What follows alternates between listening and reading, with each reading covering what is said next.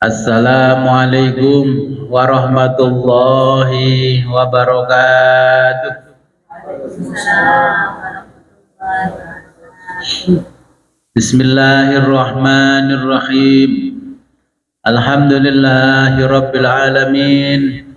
Wassalatu wassalamu ala asyrafil anbiya'i wal mursalin Sayyidina wa maulana Muhammadin wa ala alihi wa sahbihi ajma'in. Amma ba'du, la haula wa la quwwata illa billahil aliyil azim.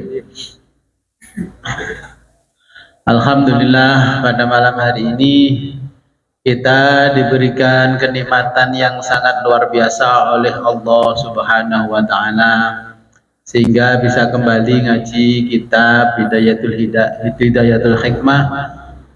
Kebetulan pada malam hari ini adalah pertemuan kita yang terakhir untuk pengajian ini, dan besok kita khataman.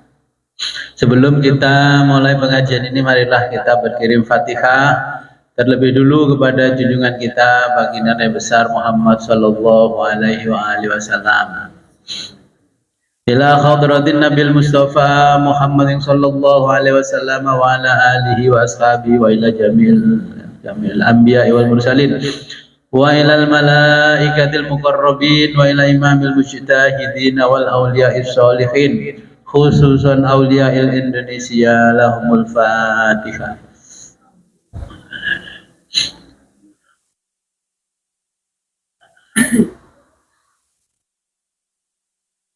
Wa summa ila hadratil Syekh Muhammad bin Ibrahim bin Yahya al-Qawami asy-Syirazi wa Sayyid Muhammad Husain at-Tabatabai wa Abah Shadiqin Bajuri wa bi khairatil mas'udah. Lahumul Fatihah.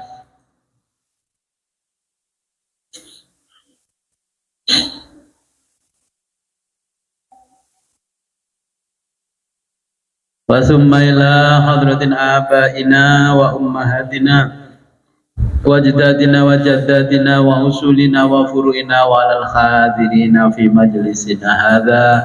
Al-Fatihah.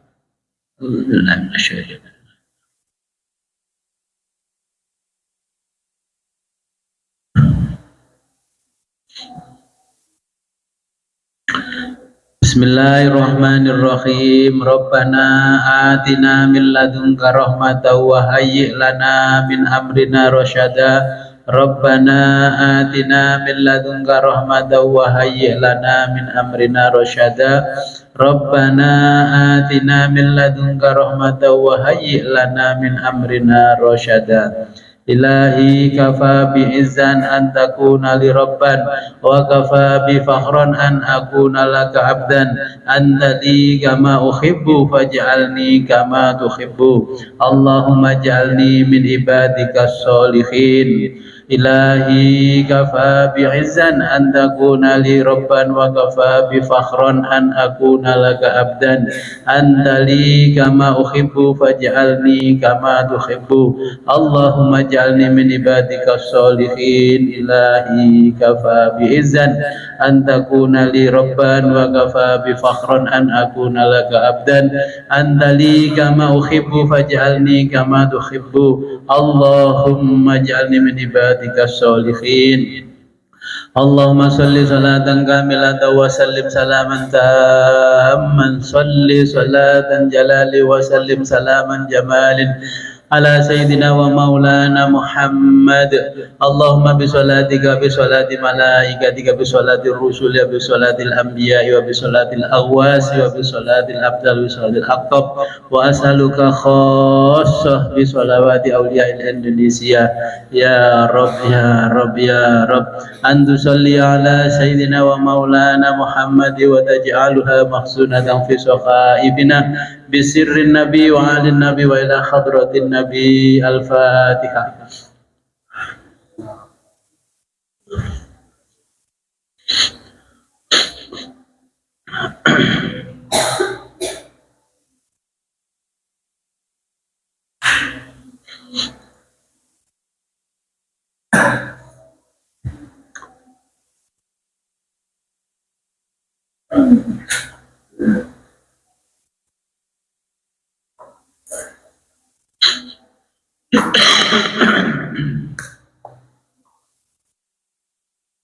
Yang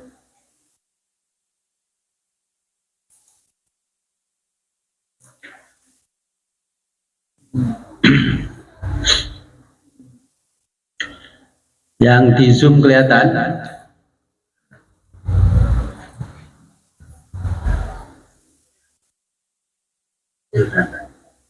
Bentar, ya.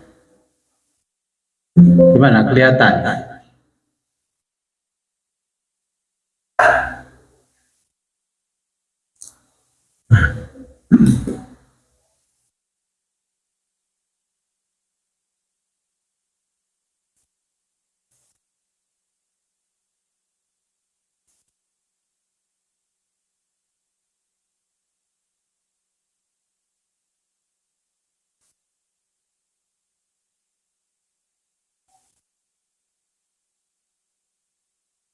Kelihatan?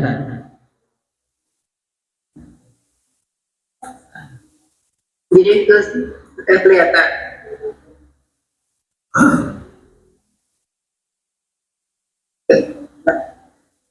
Kalau ini kelihatan? Hilang. Hilang.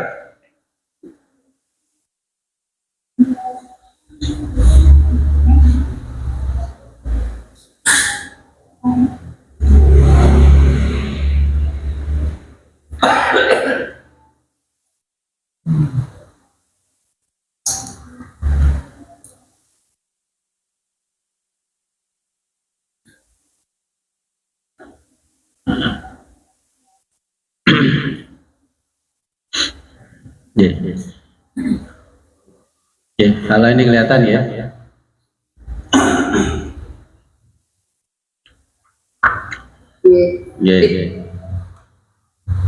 Ya. Sebelum kita melanjutkan materi pada malam hari ini, saya akan sampaikan dulu ini ngaji filsafat. Ilmu adalah cahaya, al ilmu nurun. Betul nggak ilmu yang masuk ke Bapak Ibu itu merupakan cahaya? Karena nur itu asmaul husnanya Allah. Nah, tes case-nya malam ini.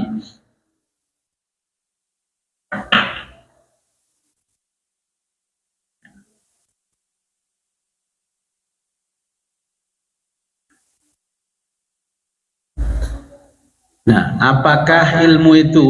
Nah, kalau kemarin kan ilmu menurut filsafat Barat, ini ilmu menurut kita orang Islam. Ya. Satu ketika Imam Syafi'i mengadu kepada gurunya, Imam Waqi, bahwa hafalannya kurang baik, hafalannya kurang baik.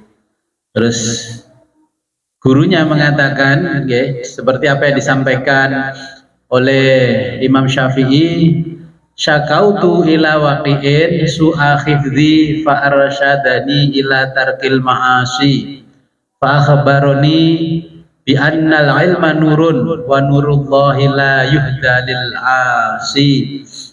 Ini kalau yang pernah ngaji kitab Ihanatul Thalibin itu ada di jilid 2 halaman 190, silakan dibaca. Jadi gurunya Imam Syafi'i mengatakan bahwa al ilmu nurun, ya, wa nurullahi la yuhda lil asi. Ilmunya Allah tidak akan memberikan petunjuk pada ahli maksiat.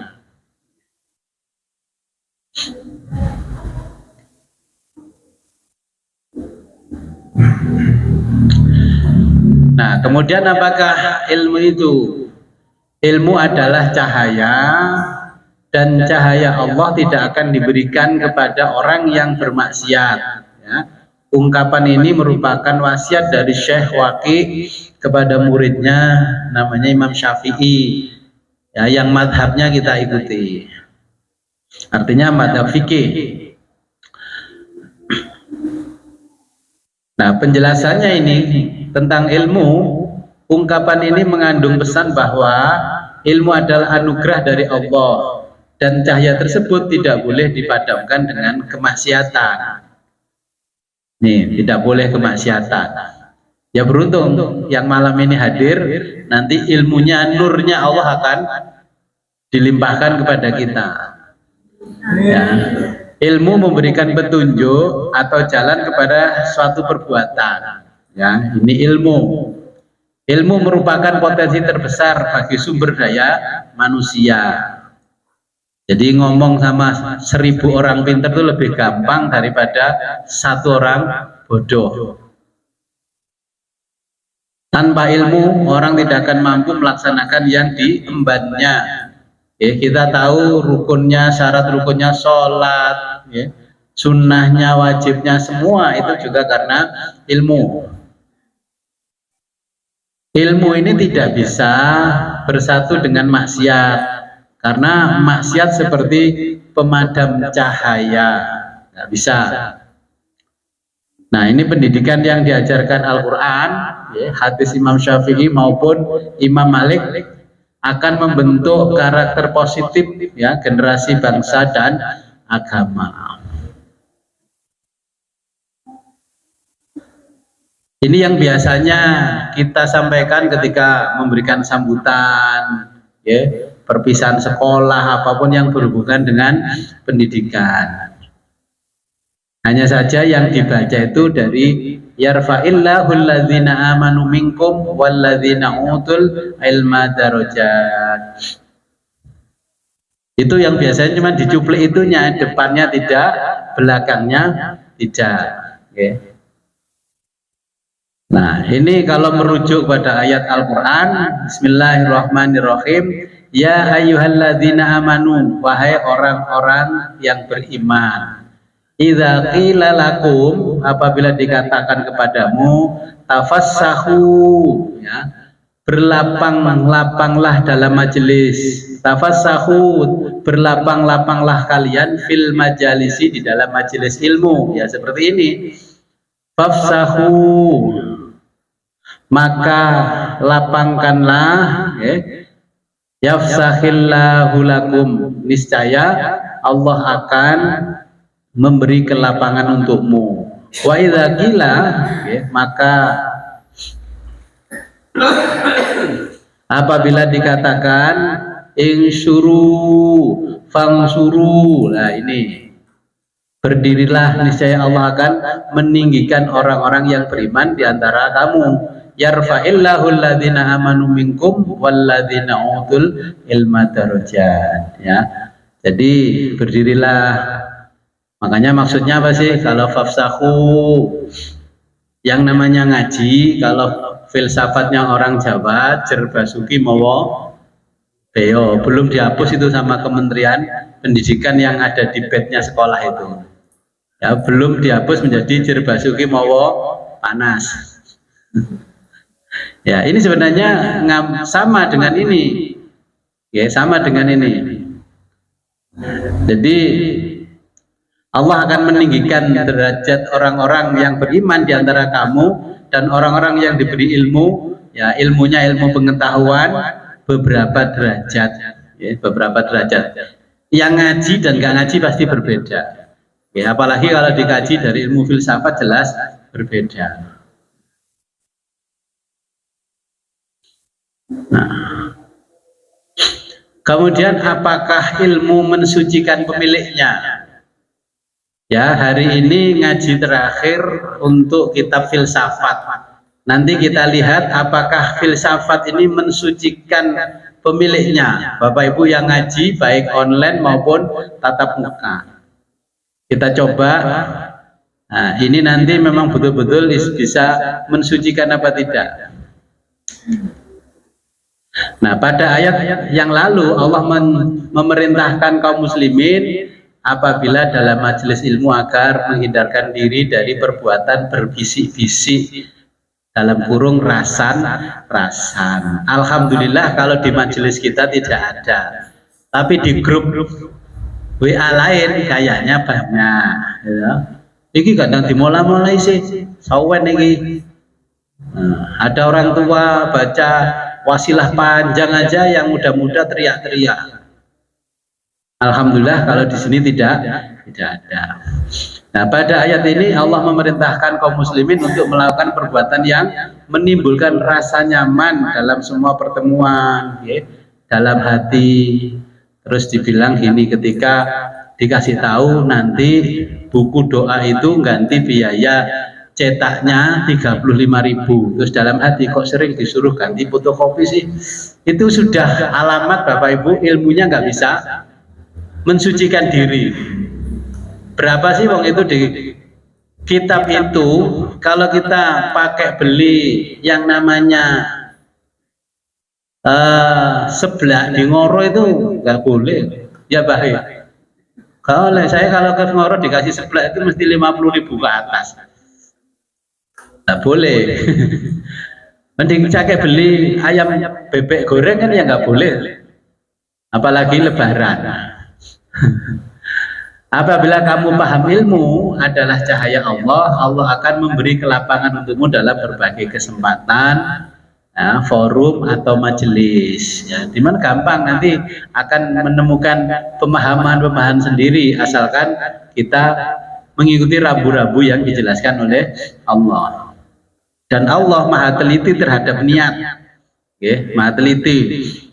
Bukan ngaji karena sungkan temannya, bukan ngaji karena sungkan yang kasih ceramah itu Pak Lurah terus datang. Kalau bukan Pak Lurah nggak datang. Kalau ngaji yang ketempatan rumahnya itu orang miskin, kalau hujan bocor-bocor nggak ada yang datang. Tapi lagi ngundang Gus Wid pasti datang, besok lihat ya. Berani taruhan. Iya, ini sudah disindir oleh Allah. Itu kayak di Malang, sholat taraweh sampai bludak. Karena apa? Ada seorang kaya setiap selesai sholat kasih 50.000. Semua datang, gerutuk-gerutuk. Di kita ya nggak ada yang datang. Nah ini tesnya ini ya. Tahu kan ini apa? Ini kan miras, minuman keras. Memantik alam ide dan akal kenabian. Masuk enggak ini akal kenabiannya ketika sudah bicara filsafat? Ya. Ini adalah minuman keras yang mahal-mahal, ya, yang impor dari luar negeri. Apakah ilmu kita mampu mensucikan atau menjaga diri kita? Ya. Ketika tahu dalam pengetahuan kita ini, ya, minuman keras adalah merusak tubuh dan akal kita. Ya. Apakah pengetahuan itu memiliki kemampuan untuk menjaga kita dari kerusakan yang diakibatkan oleh miras? Oh, saya nggak pernah, Gus. Oh, berarti ilmu Bapak Ibu punya kemampuan untuk melindungi Bapak Ibu dari kerusakan. Nah, terus kalau yang ini minuman berkarbonasi. Menurut dokter, menurut ahli kesehatan nggak menyehatkan. Masih mampu nggak kalau sudah seperti ini? Yang ada rasa-rasanya, tapi ini kan di branding oleh MUI halal. Tapi kita tahu kalau setiap hari minum ini pasti ginjal kita rusak. Makanya saya kalau ada acara nggak kasih minum yang rasa-rasa aneh-aneh, karena kita tahu itu merugikan Bapak Ibu. Walaupun dianggap nggak ada kepantasan sosial, ya sudah, yang penting saya melindungi jamaah jangan sampai sakit. Nah, kira-kira masih bisa nggak berkompromi dengan ilmu atau berkompromi dengan rasa-rasa? Waduh, Gus, rasanya ngeten eman. Saya pernah itu sama anak-anak ya datang ke saudaranya ibu saya, karena anaknya itu yang punya pesantren top di Malang. Itu ngomongnya ke saya gini, ya Le, diminum Le ini Le, ini minuman kalau bukan minumannya orang kaya nggak bisa beli ini Le, ya minuman gini-gini nih. Ya anak saya cuman mesem guyu aja, karena kita sudah melarang minuman begini, dipikir kita nggak bisa beli, tetap nggak mau, karena dia sudah tahu ini akan merusak kesehatan. Ya. Kemudian ini, apakah masih mampu ini? Ini contoh yang paling sederhana saja, dengan makanan dessert ya, atau kontinental. Makan makanan ini kan anak-anak muda sekarang makanannya ini. Kafe-kafe di desa itu makannya sudah seperti ini. Terus minumannya dikasih yang namanya apa? Creamer. Makanya usia tua ibu wis kena diabetes karena makanannya yang seperti ini. Banyak anak kecil yang kena diabetes karena ini, apalagi habis makan enak tidur. Nah, apakah ilmu kita masih mampu menahan? Contohnya ini. Waduh Gus, niki biasa langganan seminggu pisan. Ya kan? Iya, ini enak, jelas enak.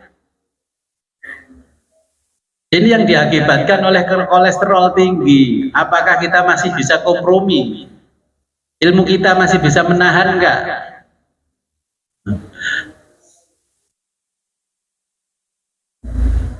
Kemudian bab ibadah.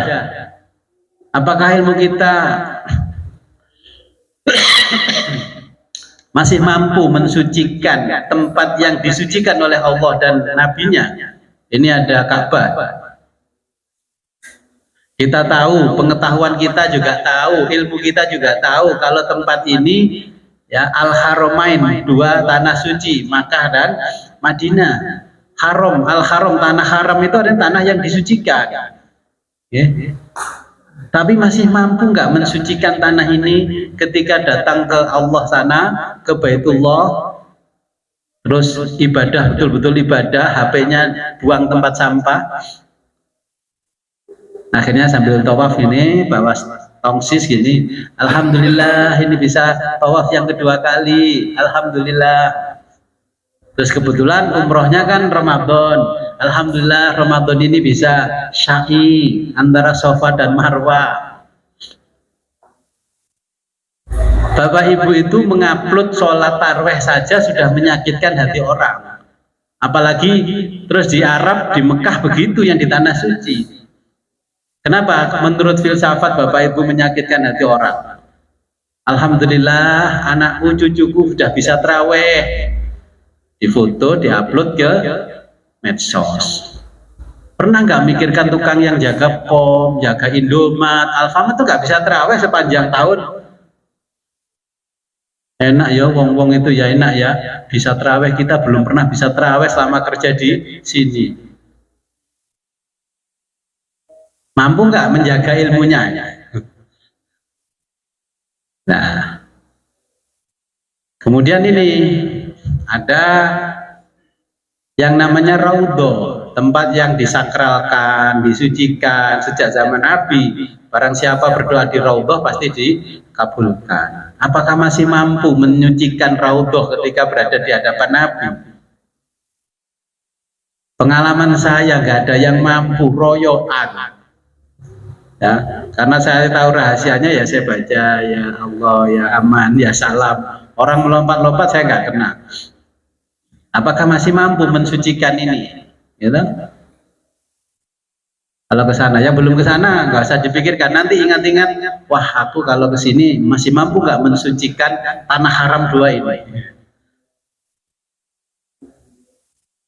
Maunya khataman di sana Ramadan sampai Lebaran. Tapi anaknya disuruh terus memvideo, video nak ibu bapak nak di video nak papa nak, ya lah. Kalau yang belum ke sana nggak usah bayangkan ini, tapi kalau ke sana pasti nggak akan mampu menjaga kesucian dua tanah haram ini. Ya. Terus ini ya masih ingat ada kisah Ishaq dan Nailah? Masih ingat nggak ngaji tafsir? Ya, dulu itu ada orang dari Jurhum, ya, dari Yaman. Nah, zaman yang namanya haji itu kan bukan dari Nabi Muhammad. Ajaran haji itu dari Nabi Ibrahim yang dilestarikan oleh Nabi Muhammad. Kemudian dia janjian sama pacarnya, ketemuan di tanah haram di musim haji. Nah, kemudian dia itu berzina di situ. Dikutuk oleh Allah, ya. Akhirnya jadi batu, jadi patung. Nah, orang Arab mengira itu patungnya dewa dewi. Ini dewa dewi, terus ada ibunya si Nailah. Makanya jangan ngasih nama anak Nailah. Kadung dijenengno aktene ya sudah nggak apa-apa, tapi ingat Naila bukan Naila yang ini Gus. Ya. Nah ini kan kisahnya kan Isyaf dan Naila. Nah setelah itu Amru bin Lu'ay memindahkan patung ini ya di Safa dan Marwah. Jadi orang kalau sa'i Safa Marwah dulu itu sebelum datangnya Islam menghormati Isyaf dan Naila. Nah itu namanya kaum pagan, kaum penyembah berhala. Masih mampu nggak pergi ke tanah haram, tidak maksiat bersama pacarnya, bersama ininya, lamaran saja di mana? Tanah haram. Ya memang ada orang tuanya, dua-duanya ke sana, lamaran di sana. Pantas nggak kira-kira lamaran? Apalagi ke sana yang jelas-jelas tidak bersama mahramnya. Ya toh, sama-sama sudah menikah. Ini dulu kan kisahnya Isyaf dan Naila kan sama. Saya dulu di tahun 2010 ya gitu. Kalau saya ketemu orang, habis itu orang itu marah-marah sama saya diem aja dimarahi. Tapi saya melihat orang ini aneh, kayaknya bukan orang biasa. Ternyata orang dekat saya pergi ke sana itu umroh bersama pacarnya. Lah yang perempuan itu istrinya orang top. Kita kaget. Saya gini, ya Allah, ujian di dunia ya. Bahwa istrinya orang pergi ke tanah suci. Terus pulang itu masih tanya sama saya gini, Gus, kok nggak ada yang nemui saya ya Gus? Di tanah suci kayak orang-orang yang dikasih jasa Gus itu kan biasanya ditemui orang ini. Sing ditemui aku. Kamu ke sana itu bawa siapa? Oh katanya istrinya orang ini. Nah, terus piye toh? Ke tanah haram yang dibawa istrinya orang, bukan istrinya sendiri. Saya bilang ini suaminya orang top dan semua orang pasti tahu. Jamaah saya ini saya sebut langsung tahu. Bayangkan. Nah, akhirnya ya seperti itu. Naila berkali-kali itu. Saya mengalami orang-orang dekat saya pergi ke sana ternyata bawa orang lain. Yang ngomongnya nggak sama siapa-siapa. Kamu kalau membohongi aku bisa, tapi kalau membohongi Allah tidak bisa. Saya dikasih informasi seperti itu. Ibumu kok ya tegel ngomong lagi awak mantu nih. Itu di tanah haram, bagaimana tidak di tanah haram? Berarti kan sudah tidak mensucikan dirinya, juga tidak mensucikan situs yang disucikan oleh Allah dan Kanjeng Nabi. Nah, contoh ini. Saya kemarin ke sana. Terus saya ke sana bersama rombongan, saya sholat dulu. Ya, habis itu karena masih rame, wes foto-foto sih mas. Wudhu nggak bisa karena ribuan orang. Nah, foto. Ini Masjid Al Jabar karyanya Ridwan Kamil, Gubernur Jawa Barat yang dulu. Tapi niatnya ojo, koyok wong-wong. Ya, wong-wong jamaahku mengunjungi masjid-masjid karena pengen wisata religi. Nangkono gak sholat kak. Kailing Gusti Allah kok disepelekno karo Gusti Allah, nanti kita nggak diperhatikan oleh Allah, nanti kita disepelekan oleh Allah. Kemudian ini Allah menyindir kita, kalla balrona ala qulubihim ma kanu yaksibun. Allah wong arek-arek. Kata Allah kalau bahasa kita wong anak-anak itu ya, orang-orang itu kan. Sekali-kali tidak demikian. Sebenarnya apa yang selalu mereka usahakan itu menutupi hati mereka. Rombongan kemana-mana itu menutupi hati mereka. Yang ingat itu wisatanya, bukan Allah. Ziarah Mbah Wali Limo, ingat Mbah Walinya apa ingat wisatanya? Sampai di sini aja yang namanya Lijo itu aktif 1 tahun 3 kali. Kalau lek mboten ziarah mas, wis rasane kecanduan berarti. Oh iya, agama itu sebagai candu berarti ya.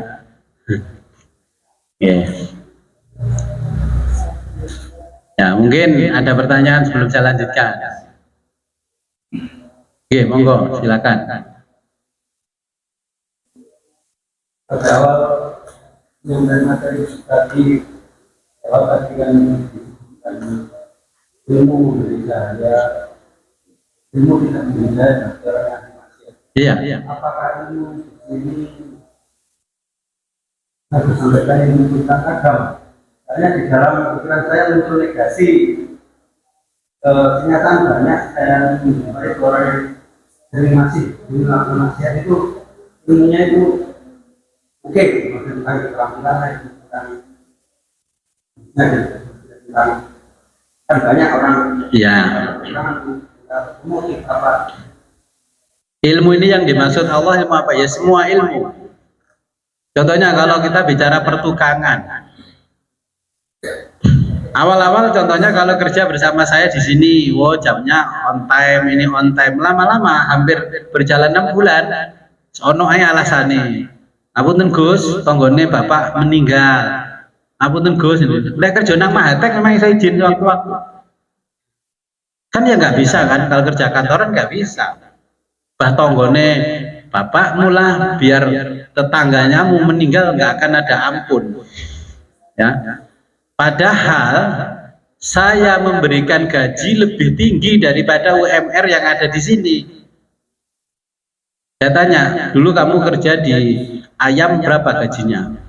Gaji saya 3.600.000 Gus. Selama berapa hari?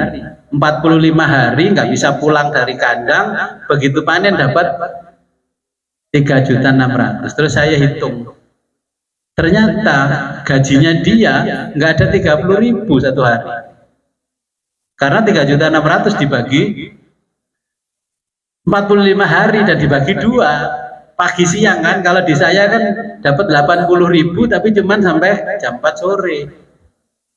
Nah, saya buka, coba kamu bersama saya melebihi UMR enggak?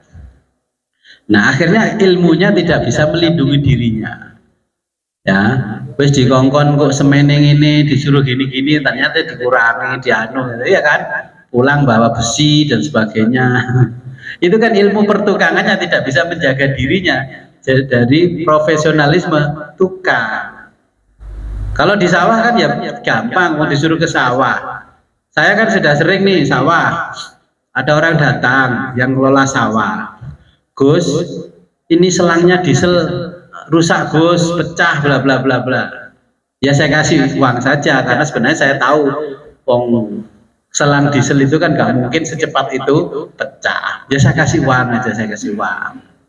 Terus ketika dia nggak ada di sawah kan saya ke sawah, saya lihat, selangi pancet itu ngomong pecah cangkem ini. Loh iya, sampai saya begitu. Besoknya ini jatuh di sawah nyonyor. Karena nggak menjaga ilmunya, ya kan? Sama dengan tembok ini dulu. Ini saya bangun 3 kali. Pertama masih sepupunya ibu saya, pernah Pak D. Ya. Pak D ini gambarnya, bla bla bla bla. Saya malam-malam begini pulang dari Jakarta kepleset, masih rumah lama kan ada jalan.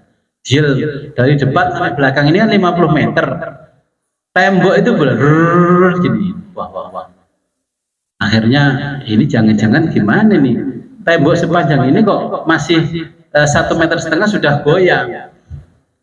Ternyata slope-nya sudah saya kasih tahu, kalau ini rencana nanti ada tembok sampai ke atas, mau saya tingkat rumahnya, dibelikan besi ukuran 6 di segitiga begini. Jadi akhirnya saya nyuntik berkali-kali. Tanya sama tukang sebelumnya di masa abah saya, ini berapa kedalaman ininya pondasi? Oh, karena dulu kan manggil saya le, biar saudelku ini le, dipercaya ya wong tuwek.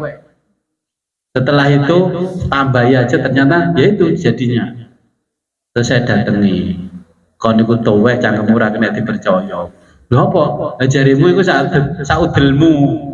Tak duduk cuma sandukure polo di atas mata kaki. Yaitu yang namanya orang punya ilmu pertukangan, ilmunya tidak bisa menjaga dan menyucikan dirinya dari dunia pertukangan. Ya, Ya, orang yang korupsi ya sama, orang yang korupsi. Apakah orang bodoh-bodoh itu yang korupsi? Lebih pintar daripada Bapak Ibu kan? Sekolahnya di luar negeri, tapi kok korupsi? Yaitu ilmunya tidak bisa menjaga dirinya dari kemanfaatan. Itu biasanya dulu bapak ibunya, orang tuanya kalau kasih biaya sekolah ya dari sumber apa saja, pokoknya anaknya sekolahnya keren. Saya nih mau bayar UKT-nya anak kuliah tuh saya pikir begini, ini duit tekok ini jalur ini. Saya sisih-sisihkan mana yang kira-kira bisa dinikmati anak saya, jangan membawa pandorot dari sisi alam mentalnya, nanti ilmunya nggak bermanfaat. Ya bener, lulusan perguruan tinggi ngetop, tapi ternyata potensi jadi koruptor. Jadi yang dimaksud ilmu ya ilmu apa saja. Namun jadi guru olahraga, kudune beli bola yang mahal, sekono bola sing tembakan naik. Kan berarti nggak bisa menjaga ilmunya. Ya. Wis ini podo ae, arek-arek paling gampang jebol ininya. Ya, sama itu. Jadi dengan apa yang saya sampaikan dalam filsafat ilmu, Bapak Ibu sendiri yang bisa merasakan ilmu saya ini kira-kira bisa menjaga kehormatan saya atau tidak. Makanya sebagai contoh tergampang, Bu Rini kan jualan telur asin. Jangan ditulis telur asin karena kadang separuhnya tidak asin. Tulis saja telur setengah asin. Iya toh? Telur setengah asin karena tidak mungkin bisa asin semuanya. Contoh, kalau kita jualan bakso daging sapi 100%. Jangankan 100%, bakso daging sapi gitu aja sudah tidak bisa mensucikan diri kita. Wong nyatanya dibawa ke pasar, daging sapinya itu cuman tetelan, sisanya apa? Ayam. Pelaku-pelaku di pasar itu paham, ya kan? Masa bakso daging sapi warnanya kok begini? Tidak mungkin. Kok harganya murah? Ya, saya punya teman pengusaha seperti itu. Saya bilangi, kamu jangan nulis di spanduk besar itu bakso daging sapi 100%, tulisan daging sapi ya. Terus ini tanda apa, ada tanda bintang di atas kecil gitu. Ya kan? Biar nggak dikomplain orang taruh di atas kecil. Dagingnya 10%, sisanya ayam potong dari pasar. Karena saya menyaksikan sendiri ke pasar jam 2 malam, saya ikuti dari belakang. Oh. Terus yang masak daging yo nggak ada yang pakai baju, kerowing tangannya gini-gini. Ngono wong-wong ya doyan nek. Apakah karena keringet ini yang menjadikan orang-orang seneng asin-asin dikit? Rasanya kayak apa? Rasanya kayak masako, padahal itu keringetnya yang giling itu. Semua Bapak Ibu kan tahu toh? Gak perlu saya ceritakan kan? Jadi ya inilah akhirnya ilmu kita tidak bisa mensucikan diri kita. Ya. Mungkin ada pertanyaan lagi. Ya, silakan. Untuk keterangan yang kemarin masalah Allah itu ternyata tidak begini. Kan Allah itu ada di mana-mana. Okay.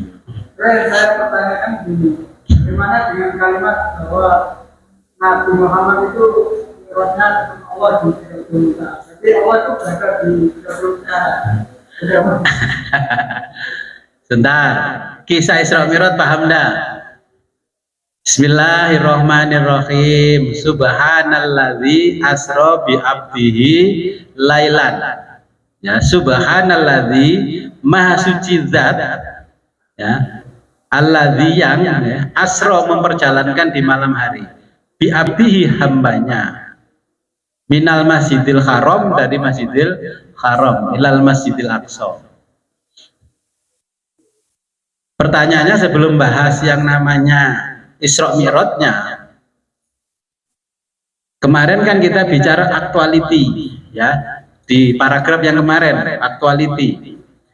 Kira-kira aktivitasnya Nabi itu fisik apa ruhani?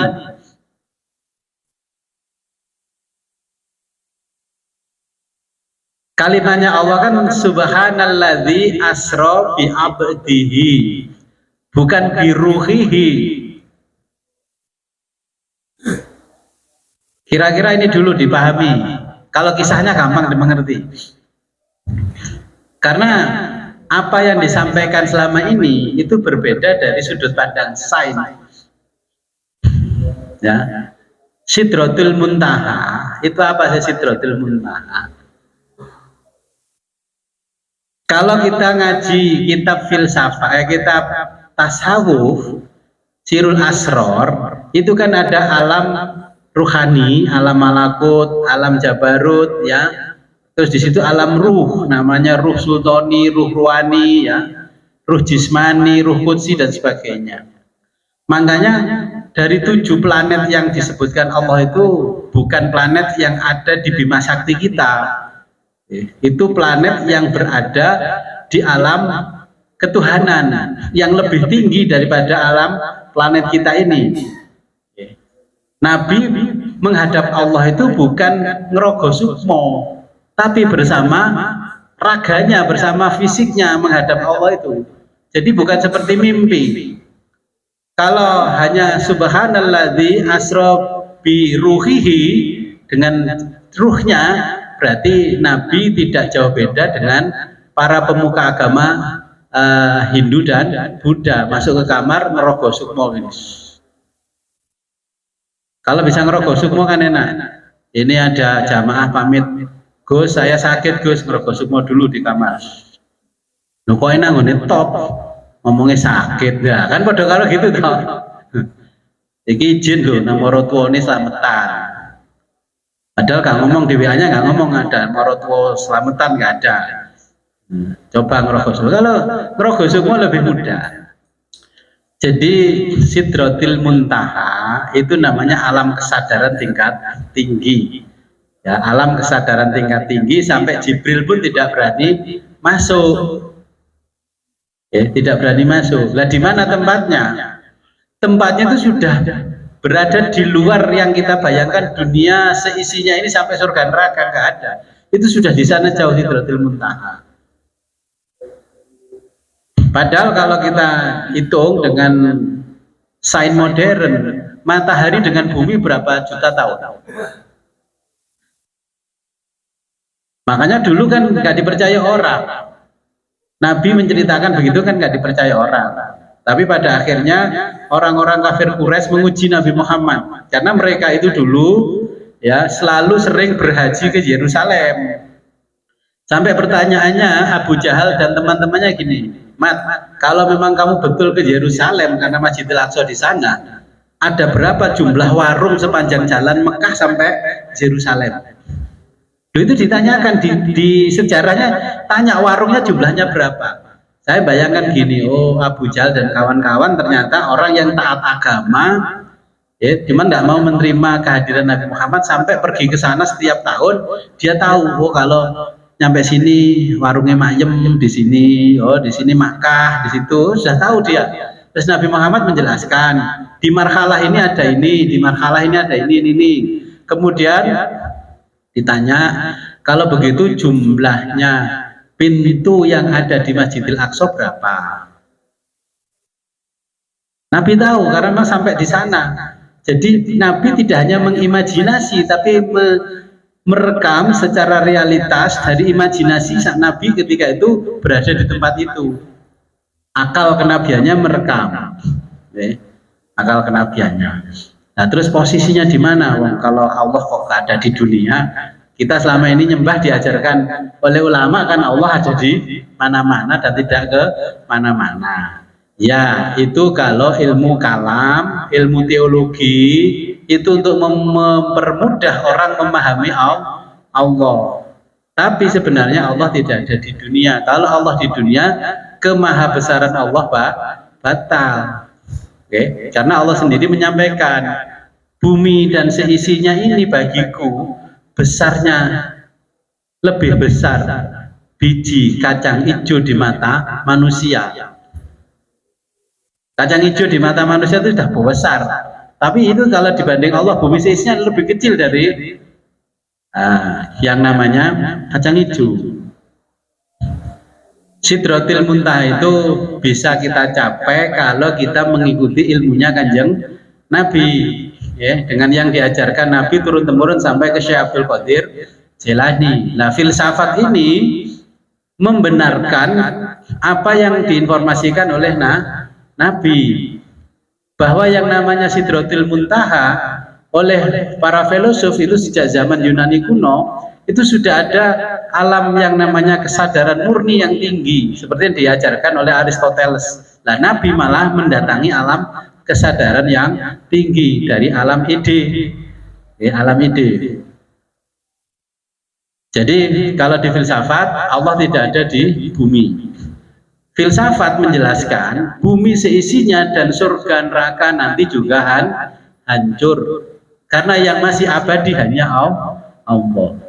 Barang siapa yang tidak belajar keabadian jiwa, maka nanti jiwanya pun juga akan hancur. Ibnu Sina mengatakan yang namanya nanti di alam kubur itu bukan pertanyaan fisik, tapi pertanyaan ruhani. Nanti ketika kiamat, fisik itu sudah nggak dibawa, yang dibawa adalah ruhani. Akhirnya Ibnu Sina kan ditentang oleh semua ulama. Baru hari ini apa yang disampaikan Ibnu Sina benar, yang namanya teori kuantum. Ya. Jadi itu sebenarnya di marhalah yang kedua. Ini kan kita masih marhalah 1. Marhalah 1 itu pasal 1 sampai 10. Ya. Nah, Mula Sadra itu karena sering mendengarkan para ahli kalam menjelaskan Allah itu lagi bersemayam di singgasananya, pokoknya di atas sana Gusti Allah kan gitu. Nah, Mula Sadra begini lah, kalau Allah digambarkan seperti raja, berarti kemaha-mahaannya, ke-asolatul wujudnya Allah sudah tidak mungkin. Berarti batal Allah sebagai Tuhan. Berarti nggak salah kalau Spinoza mengatakan Tuhanku tidak sama dengan Tuhanmu. Berarti Tuhan selama ini yang kamu ciptakan adalah alam idemu yang menciptakan Tuhan, bukan Tuhan yang mendatangi kamu. Nah, nanti tambah bingung lagi kalau sampai ke alam idea yang disampaikan oleh para filosof. Jadi karena gini menyingkat, menggampang pahamnya, Allah itu kan menyampaikan subhanalladzi asra bi abdihi, bukan biruhihi. Jadi itu berada di alam materi tapi alam internal. Contohnya cahaya ini kan sebenarnya benda padat, tapi kan ketika cahaya kena wajah kita kan nggak sakit. Ya. Nah ini kalau bahasa agama, itulah kehebatan Allah kan gitu. Gak perlu diteliti kalau sudah ngomong kehebatan Allah. Ya. Contohnya air hujan, kalau hujan kita hujan-hujan itu kena tetesan air hujan, pecah nggak kepala kita? Kan enggak toh. Tapi anehnya kalau ada jalan raya yang aspalnya kuat, kena air hujan kok jebol. Padahal kalau di Palu-Palu gini kan nggak bisa pecah. Tapi begitu kena air hujan, dia lubang-lubang di jalan-jalan itu. Jadi yang namanya Sidratil Muntaha itu Allah menjelaskan kepada Nabi bahwa itu adalah alam kesadaran tingkat tinggi. Andai kata Allah tidak menggunakan Sidratil Muntaha pada istilah itu, redaksinya, Quran akan dibantah oleh para filosof. Karena sudah kesadarannya Nabi Muhammad betul-betul tanpa mengimajinasi, tanpa ini, pokoknya pergi ke hadapan Allah, apa kata Allah, dan Jibril sebagai orang yang membawa. Gak tanya gini, nanti naik apa ke Surabaya? Aku lah numpak bagong mau, numpak harapan saya mau, mobil dewe kan gitu. Nah akhirnya kan masih mengimajinasi. Okay. Jadi di alam filsafat, di filsafat itu ada marhalah, di marhalah kedua Allah itu berada di alam yang tertinggi namanya Sidratil Muntaha. Itu jauhnya melebihi jarak yang terjauh, ya, melebihi yang paling bisa ditangkap oleh manusia kan 15 miliar tahun matahari dengan bumi. Nah, itu lebih jauh daripada itu. Tapi karena Nabi itu buruk dari apa? Dari cahaya. Makanya karena buruk itu makhluk pilihan yang terbuat dari cahaya dan intensitas cahayanya terbaik, maka jalannya buruk cepat. Buruk bukan dari makhluk yang dari tanah penciptaannya, sama dengan malaikat. Jadi kecepatannya melebihi kecepatan cahaya, bukan melebihi kecepatan suara. Kalau pesawat yang dibuat oleh Prancis Concorde kan suara, ini sudah melebihi kecepatan cahaya. Makanya ini sudah diteliti oleh ilmuwan modern. Oh iya, apa yang disampaikan Nabi masuk akal. Jadi Sidratil Muntaha di mana? Ya nanti kalau ngaji di Sirul Asrar baru tahu. Alam malakutnya itu di mana baru tahu.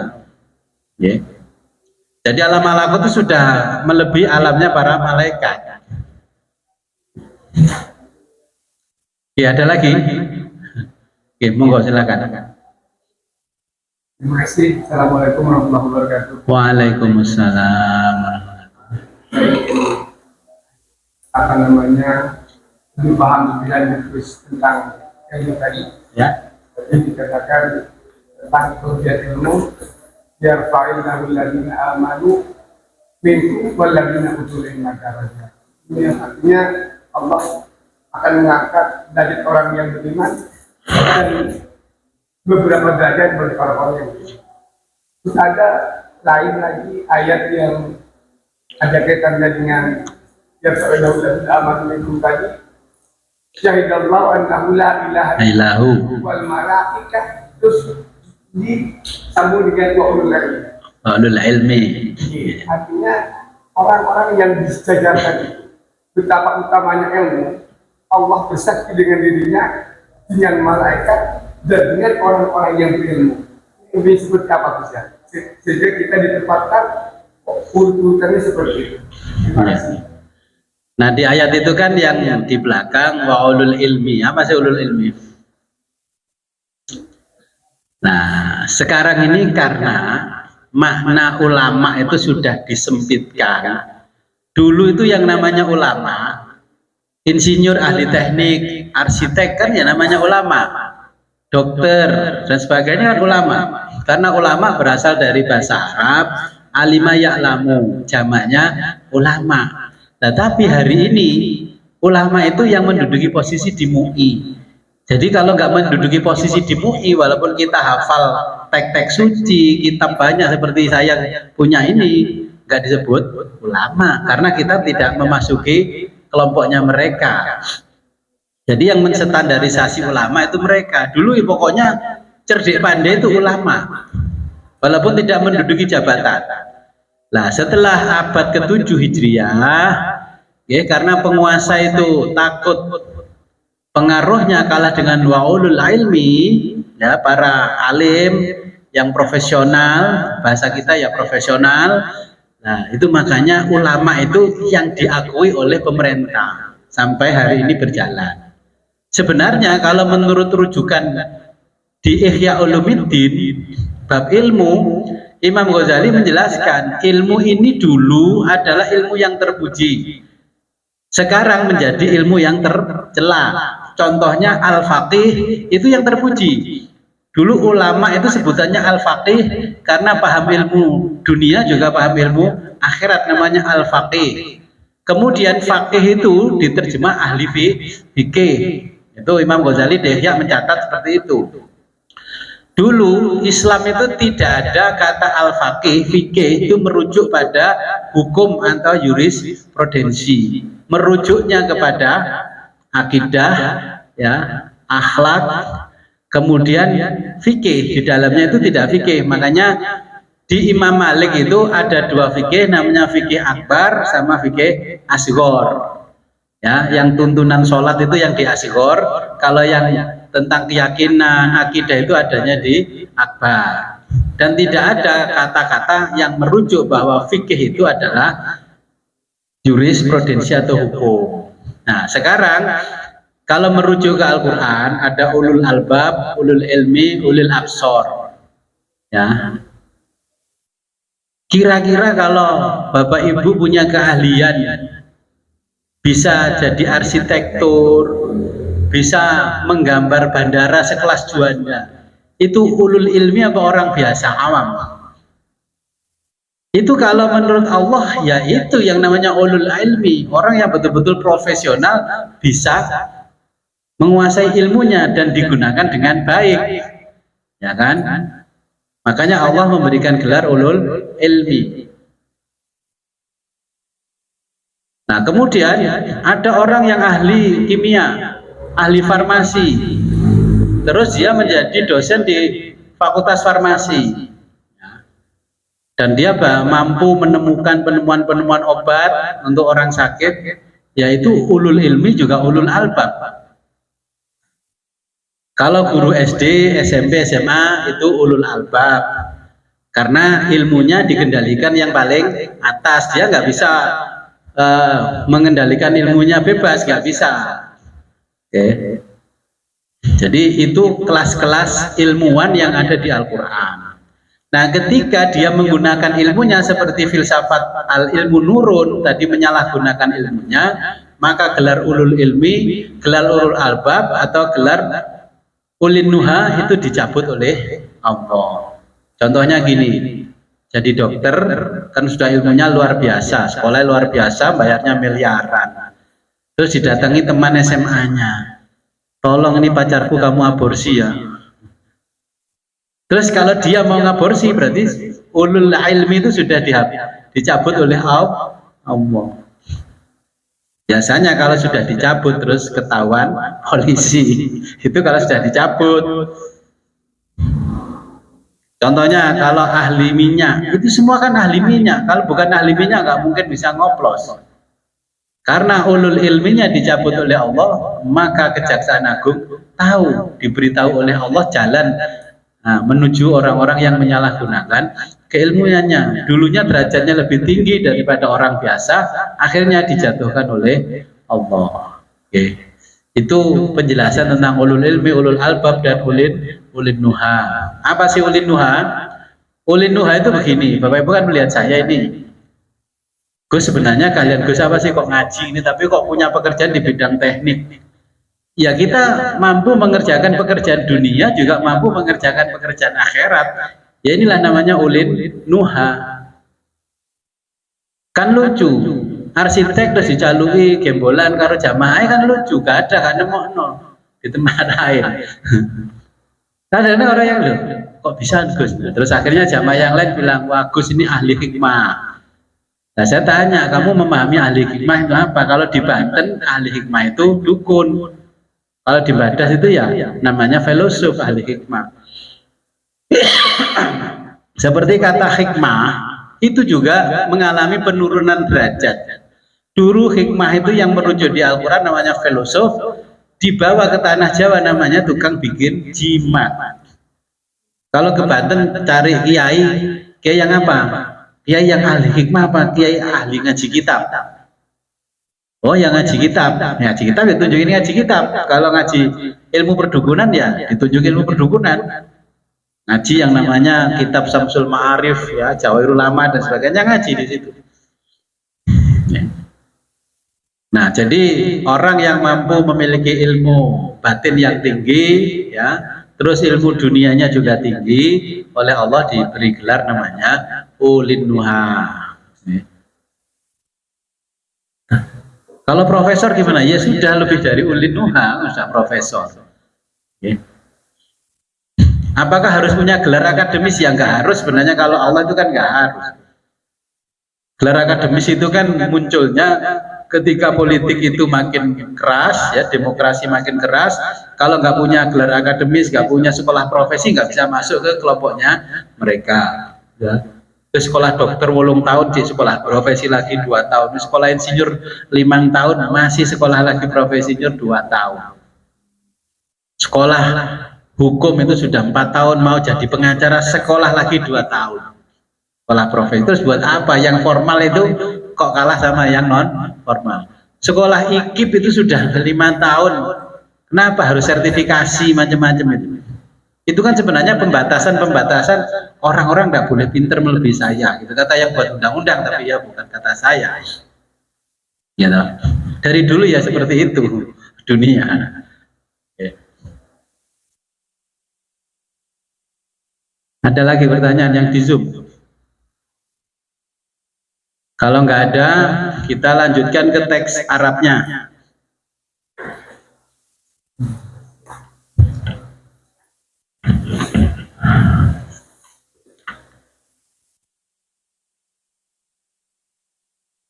Bismillahirrahmanirrahim.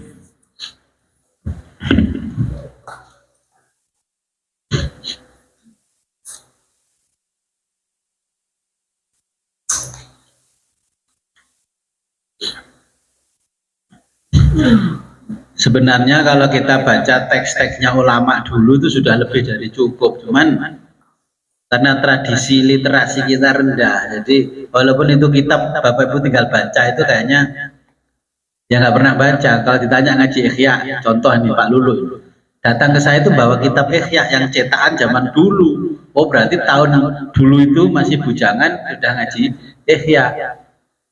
Tapi setelah saya buka kitabnya, ya maknanya ada, tapi hanya memahami maknanya saja kan gitu kalau ngaji sorokan. Oke. Itu yang membedakan. Makanya saya ingin memiliki corak yang tersendiri ngaji itu. Ya, supaya Bapak Ibu juga bisa diafiliasikan dengan ilmu-ilmu modern. Nah ini contohnya kalau wazahaba, kalau ngaji di pondok, zahaba itu lungo, ya tibu. Ini kan pandangan. Kenapa kitab ini agak sulit, tidak sama dengan kita ngaji di pondok? Ingat bahwa Sayyid Muhammad Husain Toba-Toba itu orang Persia. Jadi bahasa Arabnya bahasa Arab Persia.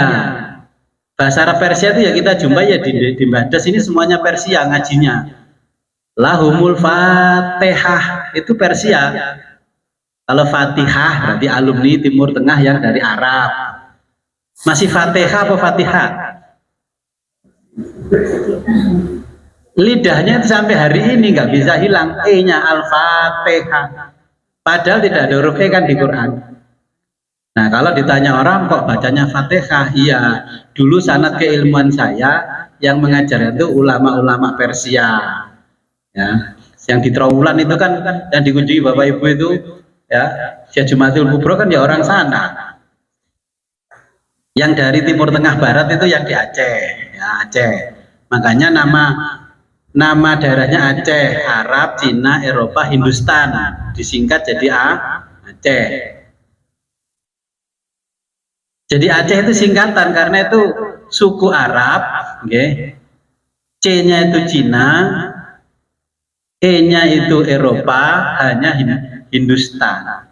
Kumpul jadi satu, negara itu dinamakan Aceh.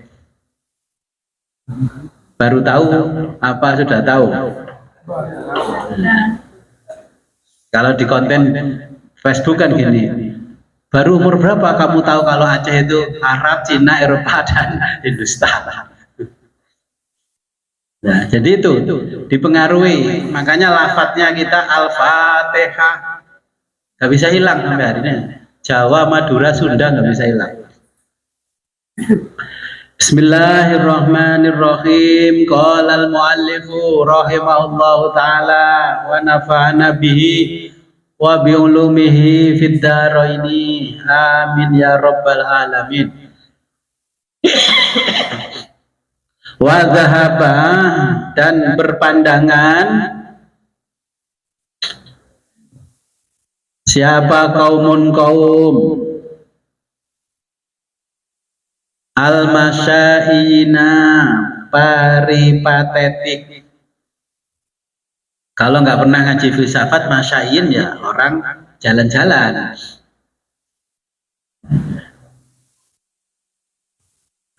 Kaunil wujudi ila kaunil wujudi, bahwa keberadaan al-wujudi wujud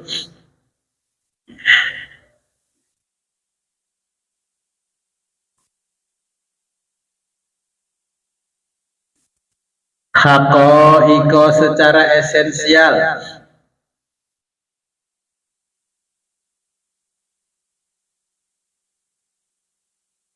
mutabayinatun atau mutabayinatu bitamami zawatiha. Mutabayinatu sepenuhnya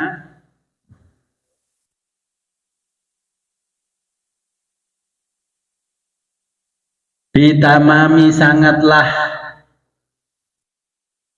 zawatiha berbeda. Ini ya mirip-mirip kalau kita bahasa Indonesia bandingannya bahasa Malaysia. Bahasa Malaysia pusing-pusing apa? Nah, kalau di Malaysia ditanya mau mana, saya mau pusing. Saya dulu di Kuala Lumpur kok orang ngomong kok pusing-pusing ngopo.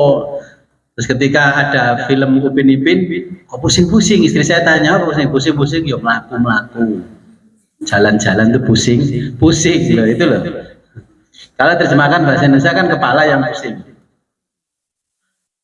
Amma kaunuhu, amma adapun kaunuhu keberadaan wujud.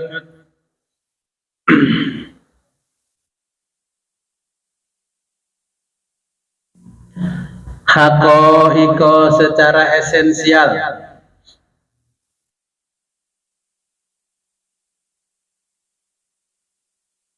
mutabayinatan sangatlah berbeda,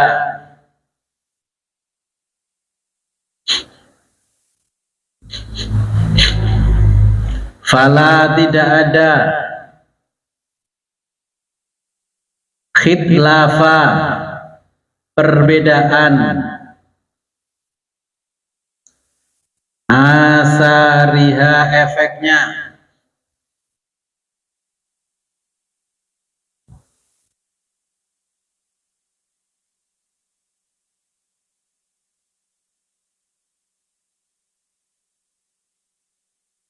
wa amma adapun kaunuha keberadaannya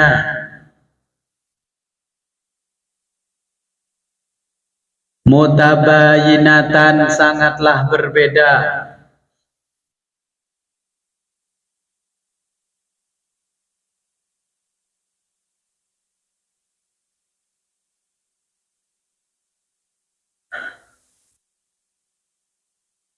bitamami zawati,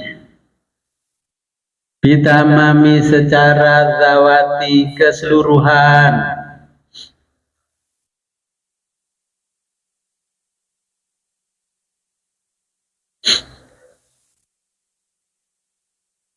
fali basatotiha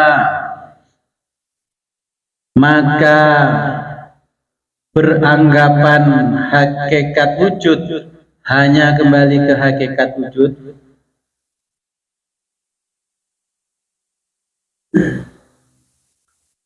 Wa ala hadza yakunu,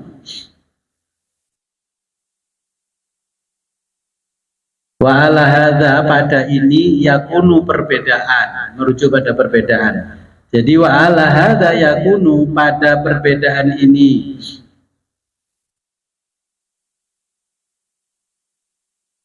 mafhumul wujudi konsep wujud, mafhumul wujudi konsep wujud al mahmuli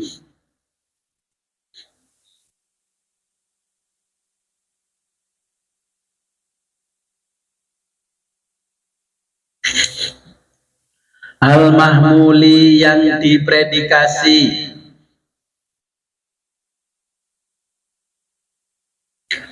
alaiha pada karakteristik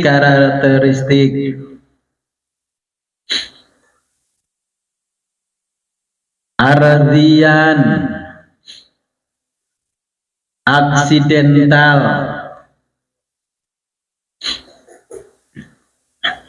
khorijan luar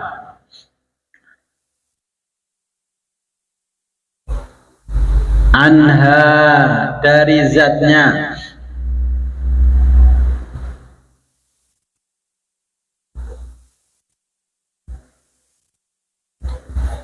laziman semestinya,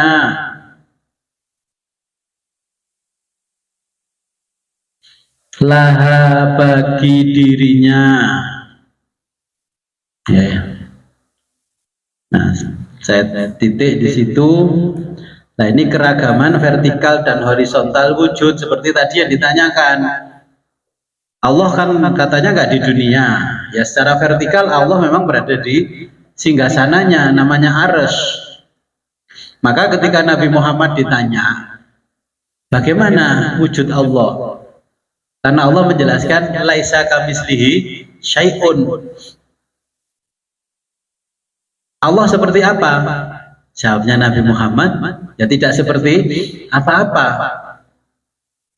Sampai Sayyidah Aisyah ditanya sahabat yang lain, Nabi Muhammad pernah nggak bercerita Allah itu seperti apa? Ya bercerita Allah itu tidak seperti apa-apa.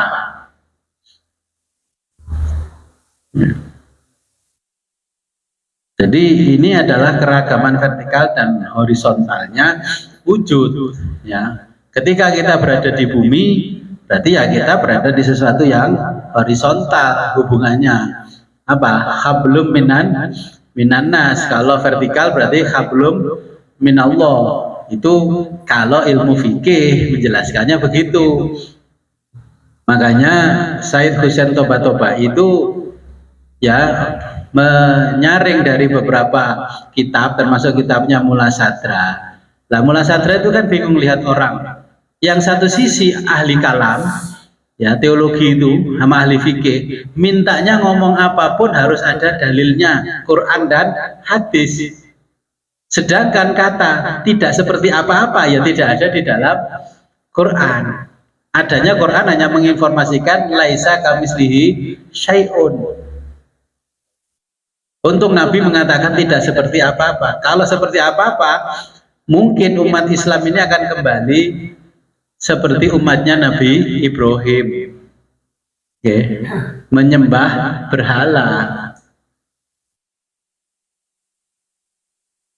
Untung tidak seperti apa-apa. Wong sekarang walaupun tidak seperti apa-apa, nah, dulu karena sulit membayangkan Allah, umat Nabi Ibrahim terus membuat patung.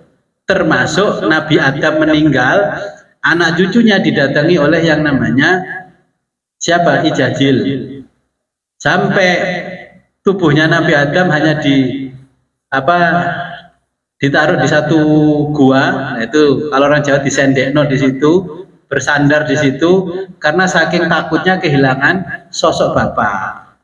Nah, terus Ijajil datang. Anak cucu Adam, bapakmu kuburlah saja nggak apa-apa. Kamu saya kasih ilmu yang bisa menciptakan sesuatu persis bapakmu, yaitu memahat yang namanya batu persis Nabi Adam. Jadi terus patung Nabi Adam ditaruh di satu gunung dan di situ gua. Setiap minggu mereka ke sana ziarah tawasul dengan Nabi Adam. Dan sekarang Nabi Adam nggak ada. Ada makamnya orang biasa, itu bentuk makamnya lebih mewah daripada makamnya Kanjeng Nabi, dironce-ronce macam. Kadang saya gini, iki saja nih piye toh. Nabi saja makamnya sederhana, ini malah makam bukan kelasnya Nabi, kelas orangnya paling kayak kita. Tapi makamnya luar biasa, dikesankan sangat sakral. Nah, itulah akhirnya belajar agama menjadi candu. Menjadi candu. Agama menjadi candu itu kalau belajar horizontal dan vertikalnya wujud. Kita setiap hari mengajarkan moral, tapi kita sendiri amoral. Kita setiap hari mengkoreksi keyakinan orang, tapi keyakinan kita sendiri amburadul. Itu sudah dilakukan Gus Dur toh. Yang terkenal itu maknanya itu kan seperti itu. Itu sangat filosofis lagunya Gus Dur. Cuman saya bilang gini, Gus, umatmu ora paham. Mung cerita lan apa? Itu nggak paham, orang-orang itu nggak paham. Kalau yang dimaksud Gus Dur itu ojo mung belajar syariat bloko, mung pinter cerita lan dongeng, ya kan? Mikir kafire wong liya tapi kafire dhewe ora dipikir. Nah ini mengkoreksi.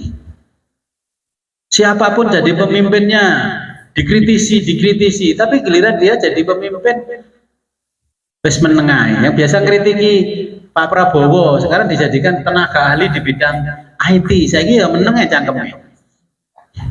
Dulu tuh begini. Nah itu kan. Makanya ilmunya menyelamatkan dirinya, mensucikan dirinya enggak? Yang enggak. Yang biasa mengkritiki ya yang namanya haji bla bla bla sampai haji dikorupsi, tempatkan di situ oleh Pak Presiden. Sekarang menengnya kayak PT Ketulung.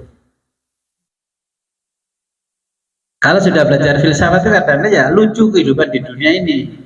Mau kritisi tapi setelah dijadikan apa gitu wis meneng cep sirep lambene kepatri.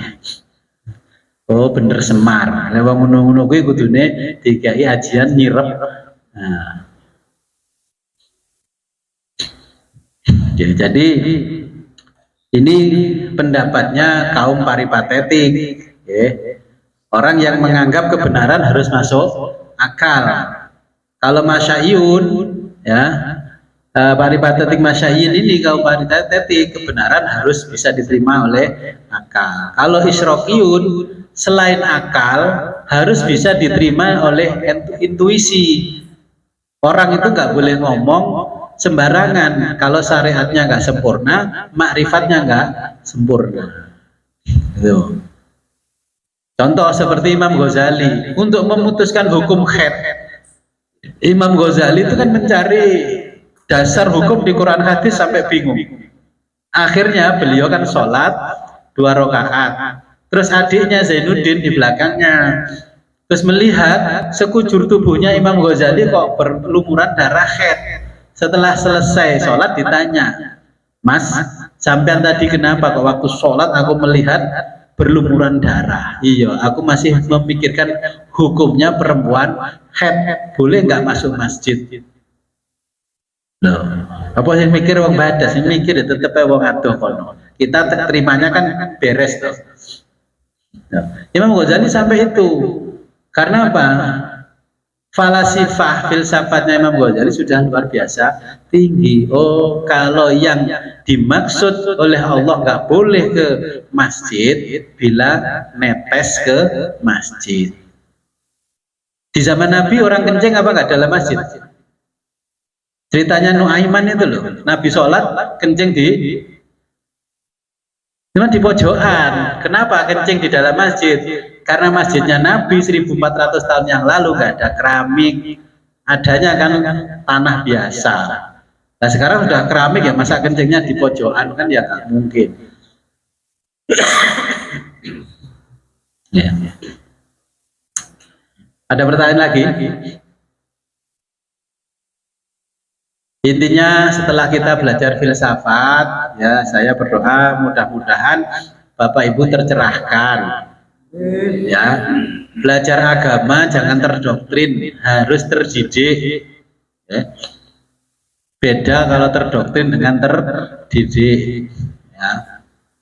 Kita yang sudah belajar filsafat, semuanya harus lebih tinggi derajatnya daripada yang belum belajar filsafat. Nah, karena datangnya pelajaran ini sumbernya dari Sayyidina Ali yang namanya Al-Hikmah. Ya, makanya besok itu kita baca, saya ijazahkan doa supaya orang yang menerima pelajaran filsafat, budi pekertinya, akhlaknya mulia. Jangan terus belajar filsafat terus berdebat, bangga dengan perdebatannya, nggak pernah ada orang yang ngalahkan. Itu nggak diinginkan oleh Sayyidina Ali. Dan besok acara kita 8:30. Saya tidak mengirim WA Bapak Ibu untuk bawa air. Kalau ingin mau ya besok saya baca tentang doa yang kemarin sudah kita cetak. Nanti ada doa yang kita baca setelah kita ini belajar filsafat. Ya, ini yang diajarkan oleh Imam Sajjad. Imam Sajjad itu orang Dumbogo, namanya Zainal Abidin nama aslinya. Kemarin ke sini, ya, Istri saya bilang, ono siapa? Ono Imam As-Sajjad. Siapa As-Sajjad? Ya Imam Zainal Abidin. Ya karena dia setiap hari sujud, sholatnya 300 rakaat satu hari. Makanya dijuluki Imam As-Sajjad. Yaitu cicitnya Kanjeng Nabi. Itu menerima warisan banyak doa yang dari kakeknya, kemudian dari buyutnya. Dan saya juga punya warisan itu dari orang tua saya, dari kakek saya, dari buyut saya. Nah ini makanya saya nanti saya ijazahkan.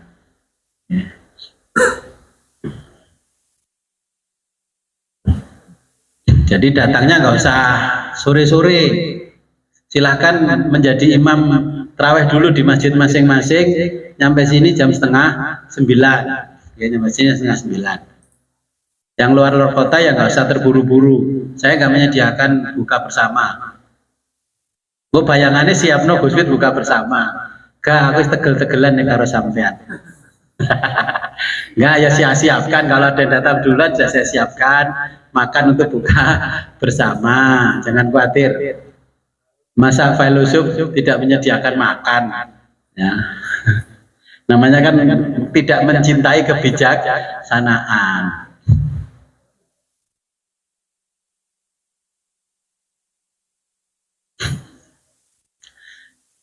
Ya, sebelum kita akhiri ada pertanyaan lagi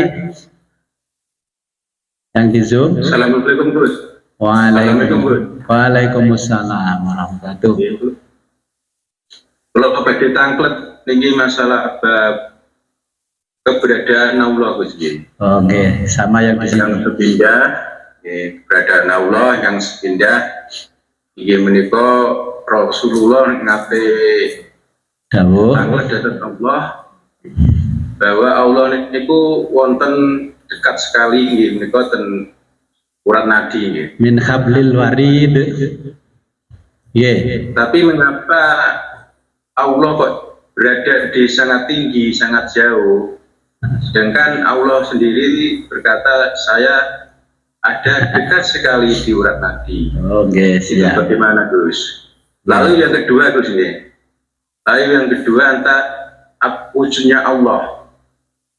Wujudnya Allah kok tidak seperti apa-apa. Apakah itu dalam hakikatnya dilihat dengan rasa atau di dalam mata hati sehingga tidak bisa mengatakan seperti apa-apa, seperti itu Gus.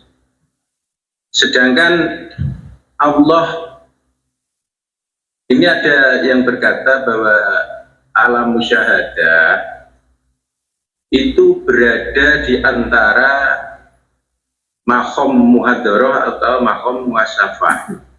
Apa seperti itu Gus? Oke. Ya. Yeah. Sampun Gus. Wassalamualaikum warahmatullahi wabarakatuh. Waalaikumsalam. Ya, saya kembali ke Bapak Ibu yang di majelis alam musyahadah. Kita kan sudah belajar alam musyahadah kan 5 tahun yang lalu. Ya, apa yang dimaksud alam musyahadah? Alam musyahadah ya alam dunia yang kita saksikan setiap hari. Ini alam musyahadah. Nah, kemudian kan ada alam mukasyafah. Ya, jadi ada alam mukasyafah.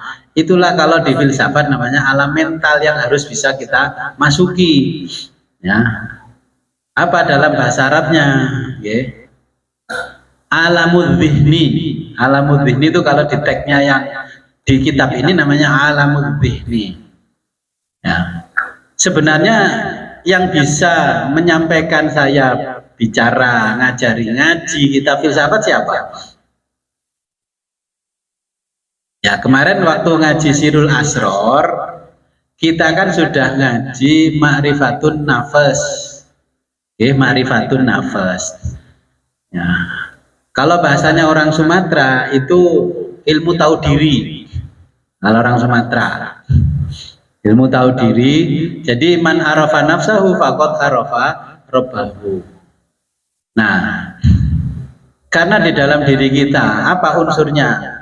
Kok disebutkan oleh Nabi jaraknya Allah tidak jauh dan dekat mengalahkan urat nadi atau urat leher ini. Masuk akal nggak kalau kita bicara filsafat? Ya, kemarin kan ada alamul khoriji, alam eksternal, alamul dini, alam yang di dalam, namanya alam mental. Karena saking dekatnya, seperti lampu ini, kalau kita terlalu dekat, maka mata kita tidak akan bisa melihat wujudnya seperti apa, yang namanya wajibul wujud. Maka bisanya melihat, berarti harus keluar dari alam diri kita. Nah, bantuannya apa? Kalau kata Mula Sadra, maka pelajari ilmu irfan. Dalam bahasanya orang Iran namanya irfan, kalau orang Jawa makrifat. Nah, terus cilakanya makrifat di Jawa itu, kalau sudah makrifat, itu posisi kita pejamkan mata, terus menerawang sana kemari, tahu oh tetangga kita punya tuyul, ini, punya pegangan inilah, itu bukan itu sebenarnya makrifat. Nanti kalau pengen jelasnya itu sudah kita bahas di pengajian Sirul Asror. Ya, Bapak bisa ngikuti di channel YouTube Muhammad Widodo Center. Ya, bagaimana Allah tidak seperti apa-apa, bagaimana Allah kok terlalu dekat. Ya.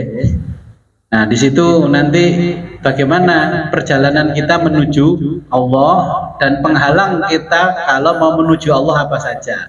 Ya. Kemarin kan ada apa? Narsisme, masih ingat narsisme?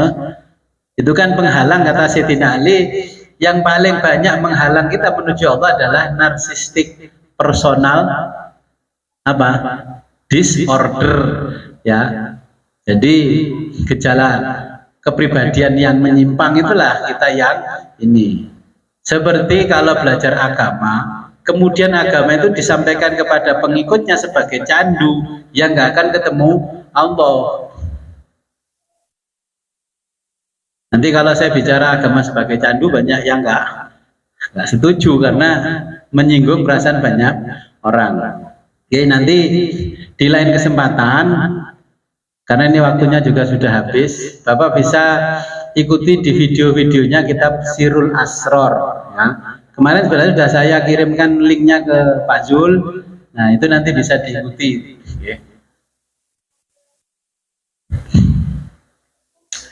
Kalau kenapa kok dekat? Ya, secara filsafat, karena saking dekatnya intensitas cahaya itu malah justru tidak bisa kita lihat. Maka di orang-orang Persia, yang namanya Pahlavi, ya Pahlavi itu kan filosof kuno Persia, mengatakan bahwa Tuhan itu seperti cahaya. Karena seperti cahaya itu ditangkap oleh umatnya yang belum pernah belajar filsafat, karena keberadaan Tuhan ada di dalam cahaya, sehingga orang-orang itu membuat api unggun dan menyembah Tuhan di dalam api itu. Makanya oleh Nabi disebut Majusi. Kalau bahasa baratnya namanya Zoroaster. Kalau di orang Jawa yang namanya Tuhan itu dideskripsikan seperti cahaya, namanya div. Tahu div? Div itu menjadi wujudnya, dari wujud menjadi wajibul wujud, div itu menjadi diva. Tahu diva? Diva, ya. Kalau laki-laki, kalau perempuan namanya Devi. Jadi dewa, dewi, terus diwujudkanlah di dalam filsafatnya orang Hindu menjadi Tuhan-Tuhan mereka yang banyak itu. Ada Tuhan yang paling dominan, namanya siapa? Siwa.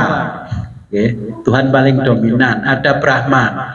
Nah, kalau kita belajar mundur lagi, ya, itu kalau di Islam, ya, itu kan golongan nafsu-nafsu manusia. Jadi kita akan berbeda nanti kalau belajar ketuhanan dari semua agama. Ya, seperti itu untuk sementara, nanti bisa diskusi di lain waktu. Ya, sebelum kita akhiri, marilah kita berdoa kepada Allah, semoga apa yang kita pelajari malam hari ini membawa barokah manfaat di dunia wa dunia hatta akhirah. Allahumma salli wa sallim wa barik ala Sayyidina Muhammad wa ala ali Sayyidina Muhammad wa ala kulli sahabati Rasulillah ajma'in. Alhamdulillahilladzi tajalla lil qulubi bil azamah wa ihtajaba anil absari bil izzah wa qtadara alal asya'i bil qudrah falal absaru tasbutu li ru'yatihi walal awhamu tablughu kunhu azamatihi. Tajabbara bil azamati wal kibriya wa ta'attafa bil izzi wal birri wal jalal wa taqaddasa bil husni wal jamal wa tamajjada bil fakhri wal baha wa tajallala bil majdi wal halal wastakhlasa bin nuri wad diya khaliqun la nadhira lah wa ahadun la niddalah wa wahidun la ziddalah wa la samadun la kufwalah wa ilahun la thaniya ma'ah wa fatirun la syarikalah wa warikun la mu'ina lah wal awwalu bila zawal wad daimu bila fana wal qaimu bila ana wal mu'minu bila nihayah wal mubdi'u bila amad wat tawassani'u bila ahad war rabbu bila syarik wal fatiru bila kufulfah wal fa'alu bila ajz wa laisa lahu haddun fi makan wala ghayatun fi zaman lam yazal wala yazulu walan tazalu kadzalika abadan huwal ilahul hayyul qayyum ad-daimul qadirul hakim ilahi ubaiduka binifaik sailuka bifinaik faqiruka bifinaik ilahi ubaiduka bifinaik sailuka bifinaik wa faqiruka bifinaik ilahi ubaiduka bifinaik sailuka bifinaik faqiruka bifinaik ilahi laka yarhabul mutaharribun wa ilaka ahlasal mustahillun rahbatan lak wa rajaan li afwik ya ilahal haqqi irham du'a al mustasakhirin irham du'a al mustasakhirin mutasrikhin irham du'a al mustasrikhin wa'fu anna wa'fu an jaraimil ghafilin wa zid fi ihsanil munibin yaumal wufudu alaika ya karim. Allahumma ya man khassa Muhammadan wa alahu bil karamah wa khabahum bir risalah wa khassasahum bil wasilah wa ja'alahum warasatal anbiya wa khatama bihimul awsiya'i wal a'immata wa 'allamahum ilma makana wa ma baqiya wa ja'ala afidatan minan nasi tahwi ilaihim fasalli ala Muhammadin wa alihi tahirin waf'al bina ma anta ahluhu fid dini wad dunya wal akhirah innaka ala kulli syai'in qadir wa sallallahu ala khairi khalqika sayyidina Muhammadin wa ala alihi wa sahbihi wa barik wa sallim walhamdulillahi rabbil alamin. Al-Fatihah. A'udzubillahi